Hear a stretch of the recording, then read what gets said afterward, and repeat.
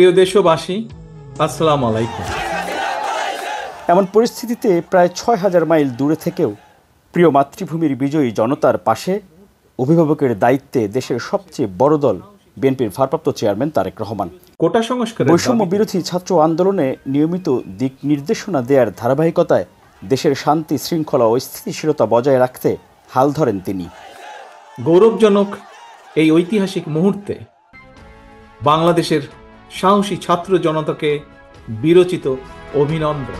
উত্তাল দেশে শৃঙ্খলা বজায় রাখতে একমাত্র রাজনৈতিক নেতা হিসেবে তখন জাতির উদ্দেশ্যে তার বিজয়ী ভাষণ।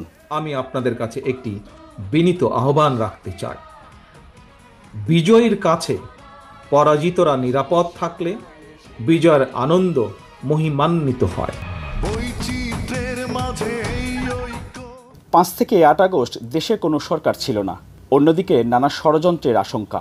এমন অনিশ্চয়তায় দলীয় নেতাকর্মীদের পাহারাদারের ভূমিকায় থাকার কঠোর নির্দেশনা দেন দফায় দফায়। অনুগ্রহ করে কেউ প্রতিশোধ কিংবা প্রতিহিংসা পরায়ণ হবেন না। কেউ নিজের হাতে দয়া করে আইন তুলে নেবেন না। সেদিন বিএনপির ভারপ্রাপ্ত চেয়ারম্যান তারেক রহমানের এই বক্তব্য মুহূর্তের মধ্যেই তাঁর ভেরিফাইড ফেসবুক পেজে ২২ মিলিয়নের বেশি মানুষ দেখেন। একই সাথে বিএনপির অফিসিয়াল ও বিএনপির মিডিয়া সেলের ইউটিউব চ্যানেল, ফেসবুক পেজ সহ অন্যান্য সামাজিক যোগাযোগ মাধ্যমে একযোগে প্রচার হয় সেই ভাষণ। পৌঁছে যায় গোটা দেশে সবার কাছে।